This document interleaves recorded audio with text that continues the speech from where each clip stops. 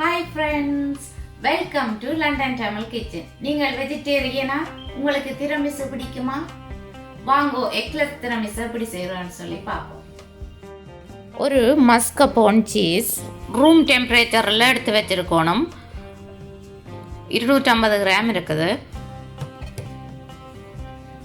50 gram சீனி, 100 gram condense milk.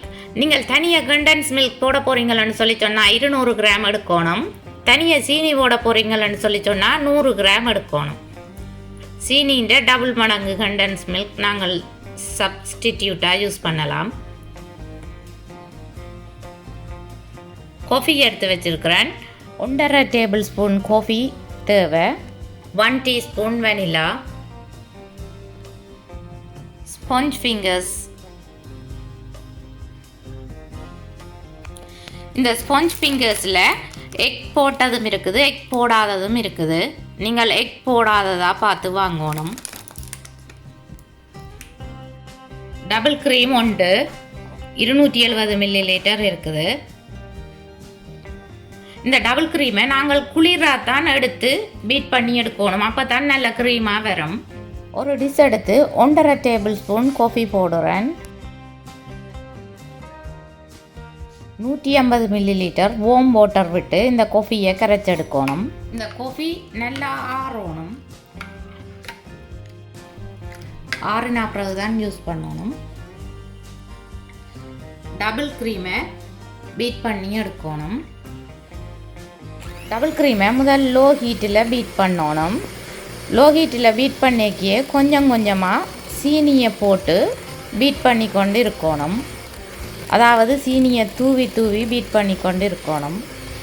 Double cream இறுக நாங்கள் பீட்டருன்ற ஸ்பீட்டை கூட்டி கொண்டு இருக்கணும்.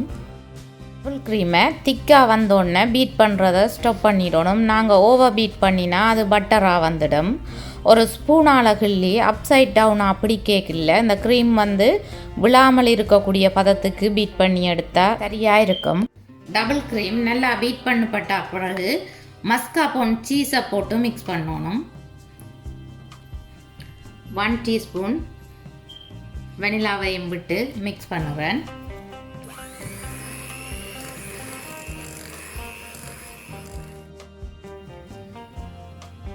கண்டென்ஸ் மில்கை விட்டு மிக்ஸ் பண்ணி விடணும். இதை பீட்டரால் மிக்ஸ் பண்ண தேவையில்லை. இப்படி ஃபோல்ட் பண்ணி மிக்ஸ் பண்ணினீங்களா ஓகே. திரமிசுக்கு க்ரீம் ரெடி. ஸ்பாஞ்ச் ஃபிங்கரை காஃபியில் டிப் பண்ணி ஒரு டிஷ்ஷுக்குள்ளே அடுக்கிறேன். இந்த ஸ்பாஞ்ச் ஃபிங்கர் கூட சொகியாக இருக்கக்கூடாதுன்னு சொன்னால் நீங்கள் இப்படி டக்கண்டு டிப் பண்ணிட்டு எடுக்கணும். அது சொகியாக இருக்க விருப்பம்னு சொல்லி சொன்னால் கொஞ்ச நேரம் காஃபிக்குள்ளே இப்படி வச்சுருந்துட்டு எடுக்கணும். எனக்கு சொகி இல்லாமல் இருக்கிறது விருப்பம். இப்போ உடனே தோச்சு எடுத்து அடுக்கிறேன்.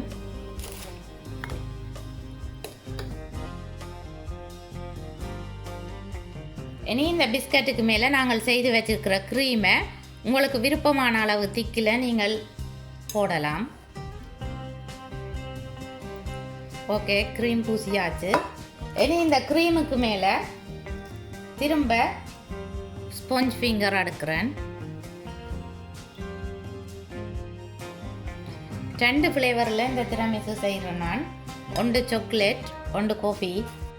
உங்களுக்கு காஃபி ஃப்ளேவர் விருப்பம் இல்லையேன்னு சொல்லி சொன்னால் சாக்லேட் ஃப்ளேவர் செய்து சாப்பிடலாம். ஹாட் சாக்லேட் பவுடரை வார்ம் வாட்டரில் மிக்ஸ் பண்ணிவிட்டு டிப் பண்ணி எடுக்கலாம். நீங்கள் ஸ்பாஞ்ச் ஃபிங்கர் போட்டுட்டேன். அடுத்தது திரும்ப க்ரீமை லேயராக போடுறேன்.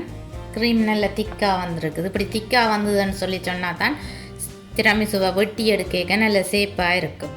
இதை நல்லா மட்டமாக பூசி விடணும். இந்த திரமிசுவை நீங்கள் ஃப்ரிட்ஜுக்குள்ள 8 to 12 ஹவர்ஸ் வச்சுட்டு தான் சர்வ் பண்ணணும். நான் சர்வ் பண்ணிக்குள்ள தான் கொக்கோ பவுடர் போட்டு சர்வ் பண்ணுறேன். நான் முதலே போட்டு வைக்கிறேன். ஓகே, திரமிசுவை கட் பண்ணுறேன். ஓகே, திரமிசு எப்படி வந்திருக்குதுன்னு பார்த்தீங்களா? இந்த திரமிசு ரொம்ப ரொம்ப டேஸ்ட்டாக இருந்தது. நீங்களும் ட்ரை பண்ணி பாருங்க. என்னுடைய வீடியோ பார்த்ததுக்கு ரொம்ப நன்றி. உங்களுக்கும் இந்த ரெசிபி பிடிச்சிருந்தா நீங்களும் ட்ரை பண்ணி பாருங்க. மீண்டும் இன்னும் ஒரு அமேசிங்கான ரெசிபியில உங்களை சந்திக்கும் வரை உங்களிடமிருந்து விடைபெறுவது உங்கள் மதி. பாய்.